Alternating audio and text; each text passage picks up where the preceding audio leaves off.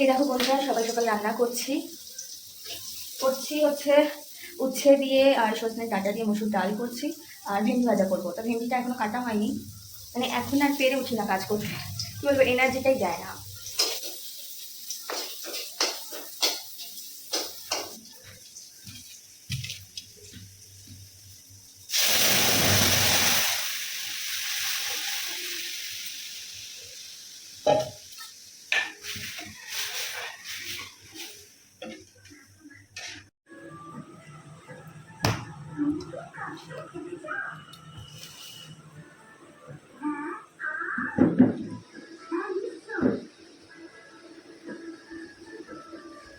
Tasty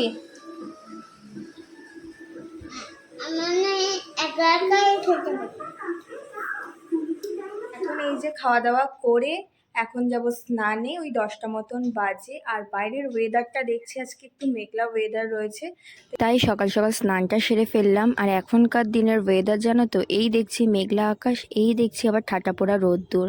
তা যাই হোক, আজকে মান্থলি চেক আপ রয়েছে আমার, সেজন্য রেডি হয়ে বেরোবো, ওর জন্যই সকাল সকাল কাজকর্মটা সেরে ফেলেছি। আর এখন আর একার হাতে ঘর দুয়ার গুছিয়ে উঠতে পারি না। আর অন্যদিকে আমার মেয়ে তো অত বোঝে না, তো সারা ঘর খেলনা দিয়ে ছড়িয়ে ছিটিয়ে রাখে। যত ভাবি যে গুছিয়ে ঘর দুয়ার একদম ফিটফাট রাখবো, তত আমার কাজ বাড়ায়। বাড়িতে ছোট বাচ্চারা থাকলে এরকমই হয়। তা এখন এই যে রেডি হয়ে গেছি, আমরা বেরোচ্ছি, তাহলে চলো বেরোনো যাক। এখন আমার 5 মান্থ চলছে, আর এই অবস্থায় শরীরে আমার বিন্দু মাত্র এনার্জি থাকে না যে একটু সেজে গুজে কোথাও যাব, মানে পাগড়িদের মতনই বেরিয়ে পড়ছি যেই নার্সিংহোমে চেক আপ করাচ্ছি, নার্সিংহোমটা আমার বাড়ি থেকে খুব বেশি একটা দূরে না, হাঁটা পথে 10 মিনিট মতন লাগে।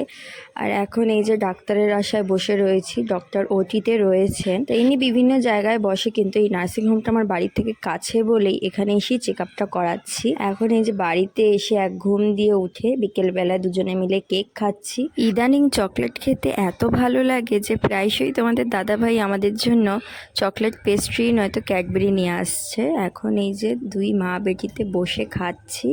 আর সন্ধ্যেবেলা একটু বেরিয়েছিলাম শাড়িতে ফলস পার লাগানোর জন্য। সাধের দিন বাড়িতে কি পরবো সেটা আগের থেকেই ঠিক করে রেখেছিলাম, তাই সেজন্যই এখন এসেই শাড়িতে ফলস পার বসিয়ে নিচ্ছি, নয়তো পরে আর আসতে পারবো না।